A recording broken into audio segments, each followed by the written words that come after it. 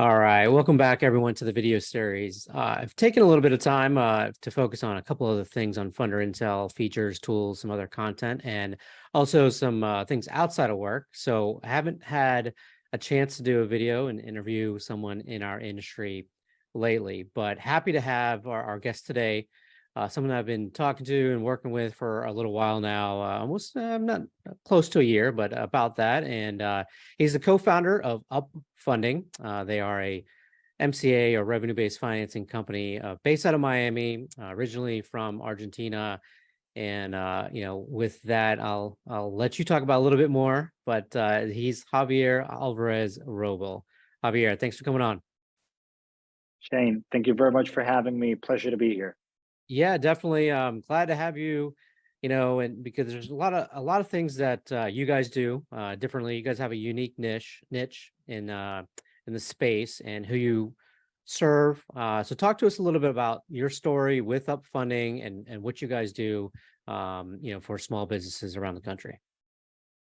For sure. My background is from consumer lending. I've been doing consumer lending for more than 10 years now, originally in Argentina. I founded my first company in 2012, and that company has originated more than 60,000 loans back in Argentina, still operating, leveraging our own technology, our own underwriting techniques, and moving a little bit forward to today. As you said, almost a year ago, I moved to the U.S., to Florida, to Miami, and talking to who today is one of my partners, Paula Sborowski. We actually wanted to test out if the Latino community, and specifically the Latino-owned businesses, operated on a similar way with their cash than the way that the Latino operate in Latin America. Right. That was something that we wanted to test out, and we wanted to use our own underwriting models that we use in Argentina in this community in the U.S. And happily, what we've seen over the past months is that there's a lot of resemblance between the way these two demographics actually operate, and that's where we're working really hard right now. Great. And kind of go into a little bit more of kind of regions or any numbers or any sort of stats that help you guys understand and push your business forward to putting out capital for them. For sure. Well, the Latino community is a resilient community, and I think that's been proven, especially when now with that we've gone through the pandemic, through COVID. Latino-owned businesses actually produced more revenue during that time than pre-COVID. They've actually grown the revenues on 10%, where non-Latino businesses actually decreased the revenues on a yearly basis.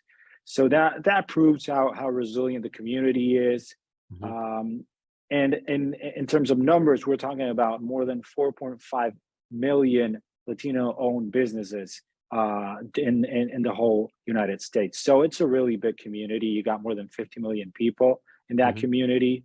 But what we haven't seen is the right offering for financial services for this community.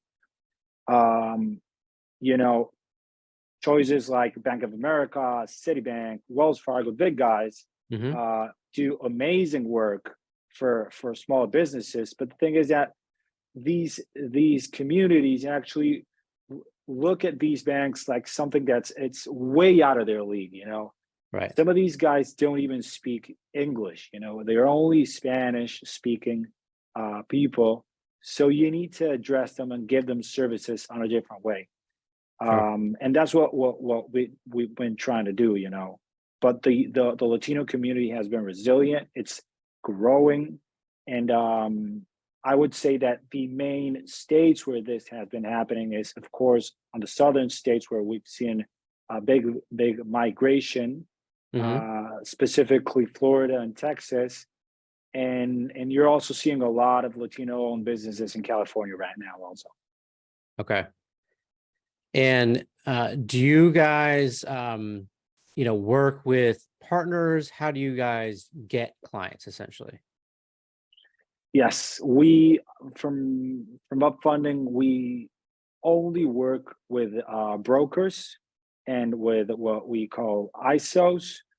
We That's the way we've been operating in Argentina, and our technology has been made that way. So we prefer to do that. We Mhm. know that this is a B2B to C type of business where we need to offer an excellent service to the brokers so that the brokers can offer an excellent service to their end consumers. We know that, and that's the way we create our products on a B2B to C basis. Gotcha. Okay. So talk to me a little bit more about some of the best practices when you're serving these communities, things that, kind of stand out in your mind, or even tips on some of these businesses to be able to set themselves up to get funding from you or even anyone else. Yeah, that's interesting, Shane.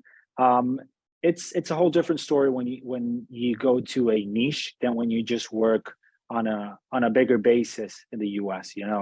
And this niche is super specific, and not many brokers actually uh, know the best practices to actually go by with this type of segment. So I'd Mhm. say you got to be flexible. You got to know that this demographic doesn't always like to be treated the same way as a non-Latino business owner. They like to be treated in Spanish, and that would be the first step. Have a team that can actually speak Spanish, and if you don't have a team, make sure to partner up with a funder that can actually help you to give you support in Spanish, and that their team has Spanish speaking reps. Mhm. On the second hand, is also super important to be flexible on the underwriting. Um, Many funders don't like to have deals with owners that only carry an ITIN and that don't Mhm. have a social security. Mhm. So that's something that many Latino-owned businesses get rejected by, that they Right. only have an ITIN. And I mean, it's natural, and it even happened to me. I'm an immigrant. I've went through the same hassle of not having a social security, not being able to get a loan, not being able to get a loan from my own company. So having lived that experience is actually one of the main reasons why we want to serve this community, and we want to give an honest product. We want to give transparent conditions, because we actually know that it's a way to make the community prosper, and it's a way for us to get back to the community there. And to finish off, what we do in Upfunding is try to be a little bit more flexible in the offerings Mhm. for these merchants. Um, you need to tailor make the solutions by industry. As you know, Latino-owned businesses are mainly in the service uh, in the service branch. Like, it could be like construction, could be food, restaurant, Mhm. transportation, those types of services. So Right. you need to make tailor-made solutions for those types of industry. For example, we do not offer daily payments. We try to move businesses out of daily payments because we think that that can actually hurt their cash flows. Right. So I'd say that those are the main tips that I can give somebody that is trying to serve this community. And so you do like twice a week, or what are your payment schedules like? Yeah, I mean, we have different types of options there. We start off with twice a week. We can move to weeklies, then bi-weekly and monthly. Mhm. It all depends on the industry. It all depends on if it's a renewal, if it's a new client. But the thing is that the main idea is to find something that actually works for the client's cash flow, and that the Right. broker feels comfortable selling to the client. And any other guidelines that you want to share that, how far you turn, or, how far you go out, or, maximum dollar amount, or anything else you want to share? Yes, another interesting subject there. We we're seeing that the average revenues for these types of companies are a little bit lower than the average revenue for a small business in the US. But what we've actually seen is that their average ticket sizes when they ask for financing or for funding actually is also smaller. So it's funders should not be afraid to actually go for smaller tickets on these types of merchants. You know, something between $5,000 to maybe $35,000 would be a really good sweet spot for these types of merchants. Okay. All right. And sorry to Oh, go ahead. finish off there. Yeah. You also asked about the duration of these types of fundings, and we like to go up to 8 months.